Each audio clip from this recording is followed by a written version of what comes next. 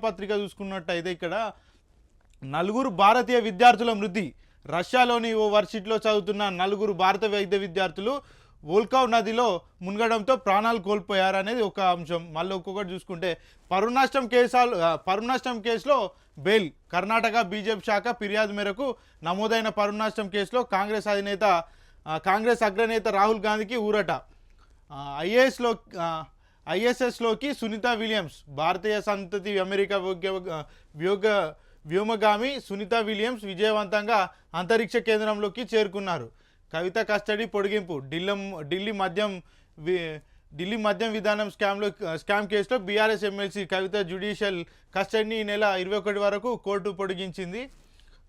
వానాకాలం పంటలకు కాళేశ్వరం నీళ్లు. వేగంగా మేడిగడ్డ, సుందిల్లా, అన్నారం బ్యారేజ్లకు తాత్కాలిక మరమ్మతులు. ఎన్డీఎస్ఏ సూచనల మేరకు పంటలకు నీరందించేందుకు ప్రయత్నాలు. బ్యారేజీ గేట్లు దించేది లేదు. ప్రజాధనాన్ని దుర్వినియోగం చేసిన వారికి శిక్ష తప్పదు.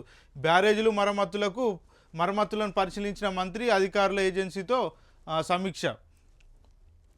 ఇన్ని రోజులేమో ఏమన్నారు, కాళేశ్వరం నీళ్ళు ఎందుకు పనిచేయ, అవి కాళేశ్వరం బ్యారేజ్ ఏదైతుందో అది పనిచేయదు, మొత్తం కొట్టుకుపోయే పరిస్థితులలో ఉన్నది, అది వృధా ఖర్చు అంతా రాష్ట్రానికి కేటాయించారని ఇన్ని రోజులేమో డప్పులు కొట్టారు. ఇప్పుడు మళ్ళీ అదే తెలంగాణ ప్రజలకు కానీ రైతులకు కానీ అదే దిక్కైందని ఇప్పుడు మళ్ళీ విమర్శించే అస్తే కొట్టే పరిస్థితిలో ఏంది. ఉత్తమ్ కుమార్ రెడ్డి నిన్న పోయి ఏమంటున్నాడు, మరమ్మతులు అయితే చేస్తున్నామని మళ్ళా ప్రకటించాడు. ఇంకొక వార్త చూసుకుంటే ఎమ్మెల్సీ ఉప ఎన్నికలో తీర్మాల్ మల్లానే గెలుపు.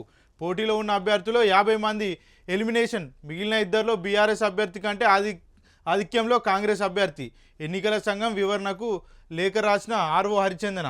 స్పష్టత రానందున అధికారికంగా గెలుపును ప్రకటించిన వైనం.